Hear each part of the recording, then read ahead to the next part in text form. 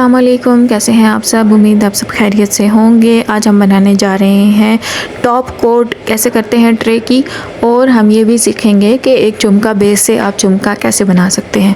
तो आपको जो शुरू में चाहिए होते हैं वो कलर्स चाहिए होते हैं, वेइंग स्केल चाहिए होता है, मिक्सिंग स्टिक्स चाहिए होती हैं, कप्स चाहिए होते हैं रेज़िन वर्क करने के लिए, और उसके अलावा रेज़िन चाहिए होता है और मोल्ड चाहिए होता है। ये वाले कुछ कलर्स हैं, 3 टाइप्स के कलर्स होते हैं, जैसे पाउडर है, पेस्ट है और इंक कलर्स। और इसके अलावा टॉर्च चाहिए आपको, मिक्सिंग कप्स चाहिए, स्टिक्स चाहिए, ग्लव्स चाहिए, रेज़िन चाहिए, मोल्ड चाहिए।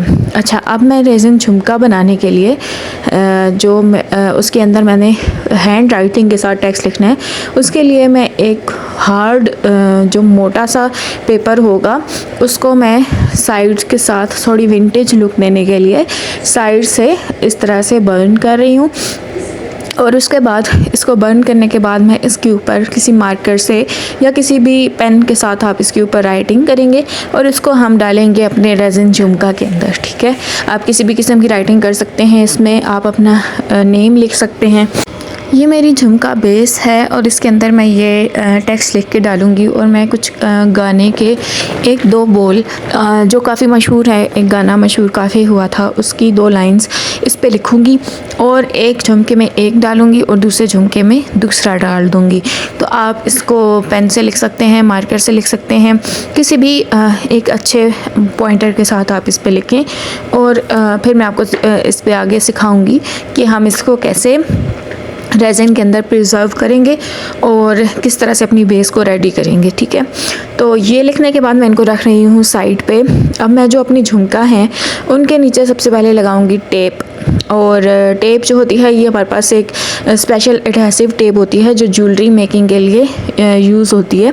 उसको हम यूज़ करेंगे इनकी बेस पे लगाने के लिए, क्योंकि ये जो मेरे झुमकास हैं ये मिड से खाली हैं और अगर मैं इस पर डायरेक्ट रेज़िन अप्लाई करूँगी तो वो रेज़िन ड्रिप होके इसकी बेस में से बाहर निकल आएगा और जो जिस चीज़ के ऊपर भी आप बना रहे होंगे रख के तो वो सारी चीज़ जो है उसके साथ स्टिक हो जाएगी।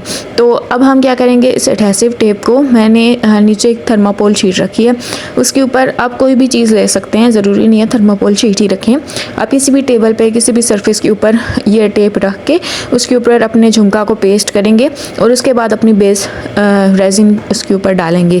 तो मैं इस थर्माकोल शीट मैंने इसलिए रखी ताकि मैं जो झुमका है उसके जो ऊपर वाली जो पिन है वो मैं इसके अंदर डाल दूँगी ताकि वो इजीली एडजस्ट हो जाए, हिले नहीं। तो इस टेप को यहाँ पे रखने के बाद मैं इसके ऊपर अपने झुमका को प्लेस करके दिखाती हूँ।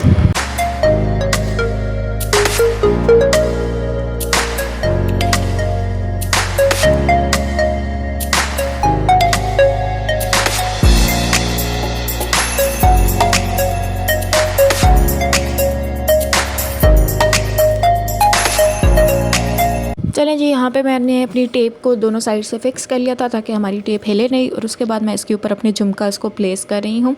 और ये प्लेस करने के बाद अब मैं इनको साइड पे थोड़ी देर के लिए रख रही हूँ जब तक मैं रेज़िन को मिक्स करूँगी। और रेज़िन को मिक्स करने के बाद हम इसमें अपनी रेज़िन की करेंगे पोरिंग। तब तक के लिए मैं क्या करूँगी कि मैं अपनी दूसरी जो मैंने ट्रे बना के रखी हुई है, ऑलरेडी हमने इसकी बेस रेडी कर ली थी अपनी क्लास के अंदर जो मेरा ऑनलाइन कोर्स चल रहा था। आप भी अगर चाहते हैं रजिस्ट्रेशन कराना, ऑनलाइन टेक्निक सीखना, तो आप रजिस्टर करा सकते हैं हमारे नेक्स्ट कोर्स के लिए। या अगर आपको हमारी ये जो कोर्स गुजरा है उसकी रिकॉर्डिंग चाहिए तो लाइफ टाइम रिकॉर्डिंग्स भी आप ले सकते हैं हमारी हाफ़ फ़ी के अंदर। ठीक है, तो अगर आप नेक्स्ट कोर्स के लिए रजिस्टर करना चाहें तो आप हमारी ऑनलाइन क्लासेस को ज्वाइन कर सकते हैं और डिफरेंट टेक्निक्स सीख सकते हैं। अब मैं क्या करूँगी कि मैं जो है इस हमारी ये जो ट्रे ऑलरेडी रेडी थी, इसकी बेस रेडी थी, तो हमेशा जब भी आप कोई ट्रे बनाते हैं तो उसकी टॉप कोट ज़रूर करना चाहिए, क्योंकि टॉप कोट से उसमें शाइन आती है और उसकी जो एक लुक होती है वो बहुत ही खूबसूरत आती है। ठीक है, तो अब हम क्या करेंगे कि इसको टॉप कोट देंगे। तो टॉप कोट कैसे करते हैं वो मैं आपको बताती हूँ। जैसे आजकल सर्दियाँ चल रही हैं तो सर्दियों में टॉप कोट करने से पहले आपको क्या करना होता है, क्योंकि सर्दियों में ब्लर लाइन आ जाती है या फिशी आई जिसको कहते हैं वो आ जाती है ट्रेस के ऊपर। तो उसको करने के लिए आपको पहले अपना हीटर ऑन रखना है, अपने रूम को के टेम्परेचर को नॉर्मल करना है, ठीक है। और इसकी अब मैं फिर उसके बाद हमने रेजिन को मेजर करना है। रेजिन मेजर करने के लिए मैंने अपने वेइंग स्केल के ऊपर कप रखा और उसमें मैंने जो रेजिन है यानी जो पार्ट ए है वो मैंने 115 ग्राम, मैंने लेना 100 ग्राम था लेकिन वो 115 हो गया, तो मैं उसके हिसाब से ही पार्ट बी जो है वो उससे आधा डालूंगी क्योंकि मैं 2:1 यूज़ कर रही हूँ, ठीक है। तो पार्ट बी मैंने उससे आधा 57 ग्राम डाल दिया। अब मैं इसको करूँगी मिक्स करने के लिए मैं इसमें स्पून से मिक्सिंग करें या आप स्टिक से मिक्सिंग करें। बहुत से लोग स्पून से मिक्स करते हैं, बहुत से लोग स्टिक से मिक्स करते हैं, तो मैं स्पून से करूँगी क्योंकि जो वुडन स्टिक होती है वो ज़्यादा बबल्स क्रिएट करती है और सर्दियों में रेजिन के अंदर स्पेशली बबल्स बहुत ज़्यादा क्रिएट होते हैं। सो मैं उसको क्या करूँगी, स्पून से मिक्स करूँगी ताकि बबल्स जो हैं वो ज़्यादा बने नहीं और कम बने, ताकि हमारी जो टॉप कोट हो वो बिल्कुल क्लियर आए, ठीक है। तो अब इसको मैं आहिस्ता आहिस्ता मिक्स कर रही हूँ। आहिस्ता आहिस्ता मिक्स करने का क्या मकसद है? आहिस्ता आहिस्ता मिक्स करने का ये मकसद है कि जब आप तेज़ी से मिक्स करते हैं तो रेजिन के अंदर बबल्स बहुत ज़्यादा क्रिएट होते हैं और उनको रिमूव करना, बहुत ही टाइनी बबल्स क्रिएट होते हैं जो रिमूव करने मुश्किल हो जाते हैं। स्पेशली सर्दियों में बबल्स रिमूव करना बहुत ज़्यादा मुश्किल हो जाता है। तो इसको मैं आहिस्ता आहिस्ता से मिक्स करती रहूँगी, ठीक है। और मिक्सिंग के बाद मैं इस पे कर दूँगी पोर और अपने हैंडल्स को भी फिक्स कर दूँगी। तो आप देखिएगा कि रेजिन के साथ ही प्रॉपरली हैंडल फिक्स हो जाते हैं। उसके लिए आपको प्रॉपर ड्रिल करने की ज़रूरत नहीं है, जस्ट आप रेजिन को डालेंगे, अपना रेजिन पोर करेंगे, उसके बबल्स रिमूव करेंगे और उसके बाद उसके ऊपर ही हैंडल्स को रख देंगे। जब रेजिन क्योर होगा तो आपके हैंडल्स भी साथ ही क्योर हो जाएंगे और वो इजीली साथ स्टिक हो जाएंगे, आपको ड्रिल करने की ज़रूरत नहीं पड़ती। तो ये तकरीबन मैं इसकी मिक्सिंग करूँगी 3 मिनट्स तक। जब सर्दियाँ होती हैं तो सर्दियों में थोड़ा ज़्यादा टाइम रेजिन लेता है मिक्स होने में। इसके अंदर जो फोगी एक क्लाउडी सी लाइंस आ रही होती हैं जब आप मिक्स कर रहे थे रेजिन और हार्डनर को, तो क्लाउडी लाइंस जब ख़त्म हो जाती हैं तो इसका मतलब है आपका रेजिन प्रॉपर्ली मिक्स हो गया है। तो जब वो क्लाउडी लाइंस ख़त्म हो जाएं, सर्दियां हो या गर्मियां, आपका रेजिन मिक्स हो चुका है, आपको ज़्यादा टाइम मिक्सिंग की ज़रूरत नहीं है। और वैसे सर्दियों में 3 मिनट्स आलमोस्ट लेता है रेजिन मिक्सिंग के लिए और गर्मियों में 1 मिनट के अराउंड मिक्स हो जाता है। तो मैं इसको जब तक ये क्लाउडी लाइन इसकी बनती रहेगी, मैं इसको या ट्रांसलूसेंट लाइन भी इसको कह सकते हैं, मैं इसको आराम से मिक्स करती रहूँगी ताकि बबल्स क्रिएट ना हो। और इसको मिक्स करने के बाद अब मैं अगला जो प्रोसेस है वो इसकी मिक्सिंग के बाद का दिखाती हूँ। अब मैं इसको मिक्स कर चुकी हूँ क्योंकि मिक्सिंग में ज़्यादा टाइम जो है वो वीडियो काफ़ी लंबी हो जाती है मिक्सिंग के टाइम को भी अगर मैं साउथ रिकॉर्ड करूँ तो मैंने इसको प्रॉपर्ली मिक्स कर लिया है। तकरीबन 3 मिनट्स के अराउंड मैंने इसको मिक्स किया है। अब मैं इसकी देख रही हूँ कि वाकई प्रॉपर्ली मिक्स हो गया या इसमें कोई और ट्रांसलूसेंट सी लाइन आ तो नहीं रही। तो हो गया था ये प्रॉपर्ली मिक्स। अब मैं जस्ट इसको पोर कर दूँगी अपने ट्रे के ऊपर और मेरे जो टेबल है उसके मेस को इग्नोर कीजिएगा क्योंकि ये सारा मेस जो है वो क्रिएट हुआ है रेजिन की क्लासेस की वजह से, जिसको मैं अभी फ़िलहाल क्लीन नहीं कर सकती क्योंकि मैंने सारे रेजिन की जितनी भी चीज़ें बनाई थी उनकी टॉप कोट करनी है। तो टॉप कोट करने के बाद ही मैं सारे चीज़ों को क्लीन करूँगी। और अब इसकी टॉप कोट की बारी है तो इसको टॉप कोट देती हूँ। मैंने सोचा कि साथ रिकॉर्ड कर लूँ, आप लोगों को भी दिखा दूँ। अब ये देखिएगा कि इस तरह से मैंने इस पर टॉप कोट दे दी। आपको जितना टॉप कोट के लिए आपको बहुत ज़्यादा रेजिन नहीं चाहिए होता, आपको जस्ट एक थिन लेयर देनी होती है ताकि आपके आर्टिकल में एक जो है वो अच्छी सी शाइन आ जाए, ठीक है। अब मैं इसको स्पून की मदद से स्प्रेड कर दूंगी और ये मुझसे थोड़ा ज़्यादा ही डल गया है क्योंकि इसमें ये थोड़ा बाहर की तरफ निकलना शुरू हो गया था। अच्छा, जब आपको टॉप कोट देनी है तो टॉप कोट से पहले आपकी जो बेस लेयर है वो थोड़ी सी उसमें थोड़ी कम होनी चाहिए क्योंकि टॉप कोट के लिए भी, ताकि मोल्ड के अंदर जगह बच जाए, ठीक है। तो मैंने क्योंकि बेस लेयर काफ़ी थिक डाल दी थी और काफ़ी थिक बना दी थी तो इस वजह से टॉप कोट के लिए इतनी ज़्यादा स्पेस नहीं है और रेजिन जो है वो बाहर निकलना शुरू हो गया था। तो मैं उसको फिक्स करने के लिए, और मेरा थोड़ा सा ये टेबल जो है वो लेवल भी नहीं है तो इसको ट्रे को थोड़ा मैं लेवल करूँगी नीचे कुछ रख के।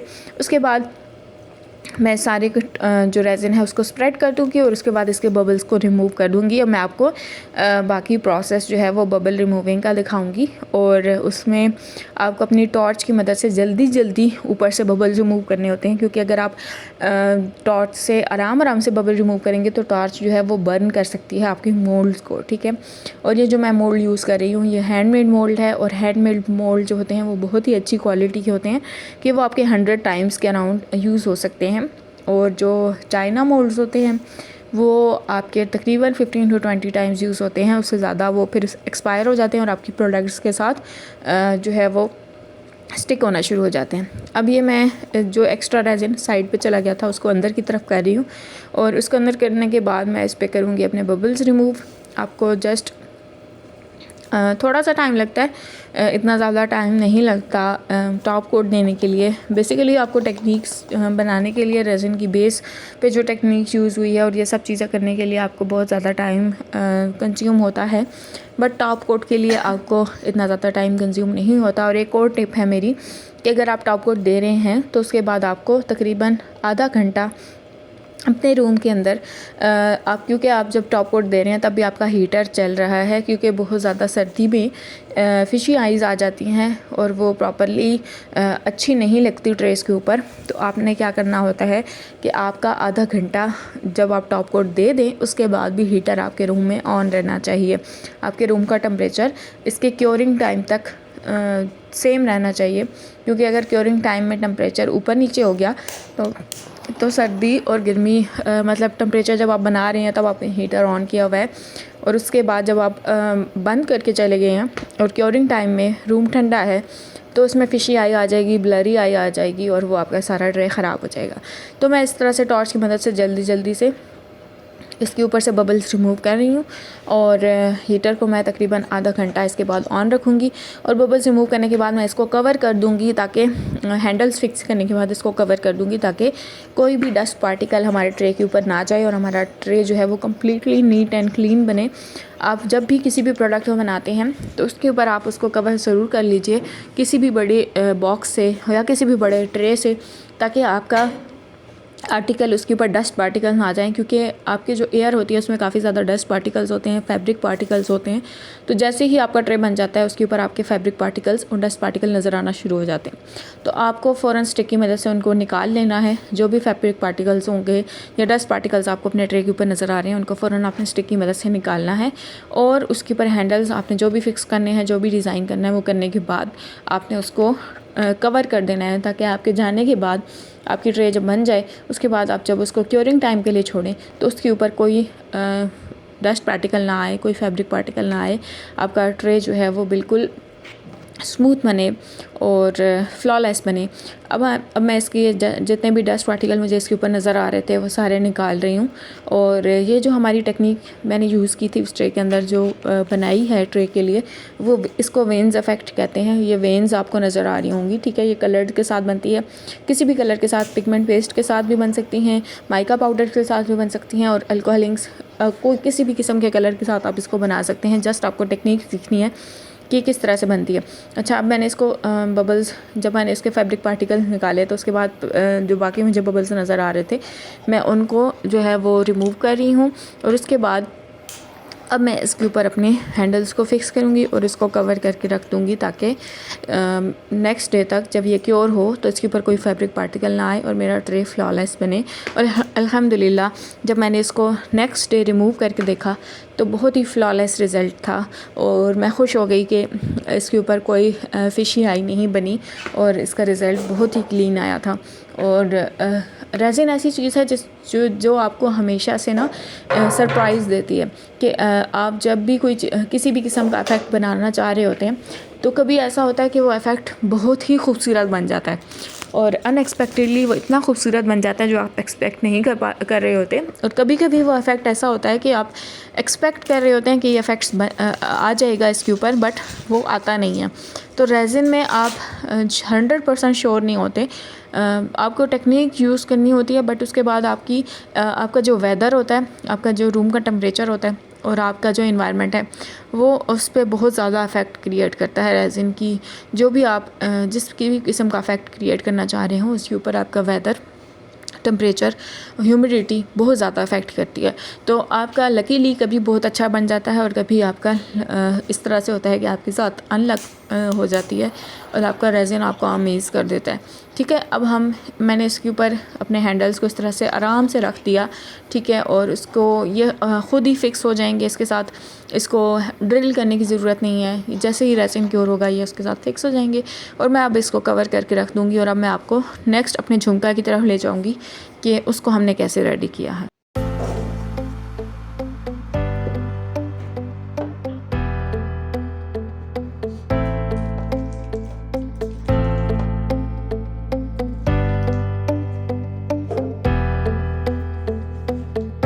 जी अब बारी है हमारे ईयरिंग बेसिस की। तो अभी मैंने इस तरह से फ़िक्स कर दिया था। जो मेरे पास रेज़िन टॉप कोट में से बचा था ना, वही रेज़िन मैं इसमें यूज़ कर रही हूँ। थोड़ा सा रेज़िन आपको चाहिए। अगर आप जस्ट ईयरिंग्स बना रहे हैं तो आप 10 ग्राम रेज़िन ले लें और 5 ग्राम हार्डनर ले लें और उसको मिक्स करके उसकी आप कर लें, बेस रेडी कर लें। मेरे पास क्योंकि इसी में से बच गया था तो मैं इसी में ही कर रही हूँ। अपना माइका पाउडर ऐड करूँगी वाइट कलर का। मेरे पास पर्ल वाइट कलर में माइका पाउडर है, तो बल्कि नहीं, गोल्डन वाइट कलर का माइका पाउडर जो मेरे पास था, मैंने सरीन आर्ट से लिया था, वो मैं इसमें मिक्स करने लगी हूँ। तो ये वाला कलर है, ठीक है, गोल्डन वाइट। इसमें मैं मिक्स करूँगी और इसकी बेस पे डाल दूँगी और मैं इसको प्रॉपर 24 आवर्स के लिए छोड़ दूँगी ड्राई होने के लिए। और इसको भी आप कवर करके छोड़ेंगे ताकि आपकी बेस जो है वो अच्छे तरीके से डस्ट फ्री हो जाए और रेडी हो जाए। तो अब ये रेज़िन में मैंने अपना माइका पाउडर डाल लिया है। इसको मैं कर रही हूँ मिक्स। और ये आप देखेंगे जब ये मिक्स होगा ना तो ये बहुत ही प्यारा सा कलर आएगा गोल्ड वाइट का। देखिए थोड़ा सा बीच में गोल्डन सा टच आ रहा है और ये मुझे पर्सनली बहुत प्यारा कलर लगा था। और इसको मैं मिक्स करके इसके बेस पे डालूँगी और थोड़ी सी स्पेस छोड़ दूँगी। बहुत ही थोड़ा सा रेज़िन डालूँगी ताकि नेक्स्ट डे जब हम इसमें अपना टॉप कोट दूँ तो, और जब हम इसमें अपना टेक्स्ट ऐड करें तो हमारे लिए स्पेस हो। तो अब ये मिक्स हो गया। इसको स्पून की मदद से ही मैं डाल दूँगी इसकी बेस के ऊपर, ठीक है। तो अब ये देखें मैं स्पून से इसमें डाल रही हूँ और बिल्कुल थोड़ा थोड़ा करके डालूँगी ताकि ये कवर हो जाए। जस्ट इसकी बेस को कवर करना चाह रही हूँ, ठीक है। ये पूरी बेस कवर हो जाएगी और उसके बाद हम इसके ऊपर इसके बबल्स रिमूव कर देंगे और फिर उसको नेक्स्ट डे तक छोड़ देंगे टॉप कोट करने के लिए।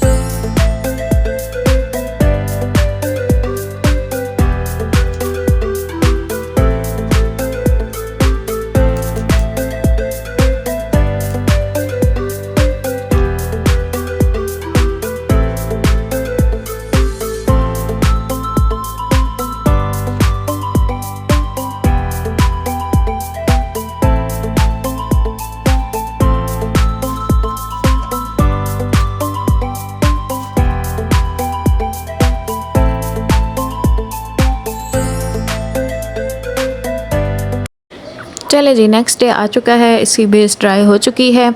अब मैं इसके ऊपर दूंगी टॉप कोट। इसमें थोड़ा सा ग्लिटर ऐड करूंगी, थोड़े से प्रिजर्व्ड जो हमारे ड्राई फ्लावर्स हैं वो ऐड करेंगे और फिर उसके बाद हम इसकी टॉप कोट करके कर देंगे। टॉप कोट के लिए मैं दोबारा से रेज़िन मिक्स कर रही हूँ और उतना ही रेज़िन मिक्स करूँगी। तकरीबन 10 ग्राम मैं रेज़िन ले लूँगी, 5 ग्राम हार्डनर ले लूँगी, उसको मिक्स करूँगी। क्लियर रेज़िन मिक्स करना है आपने, उसमें कोई कलर ऐड नहीं करना।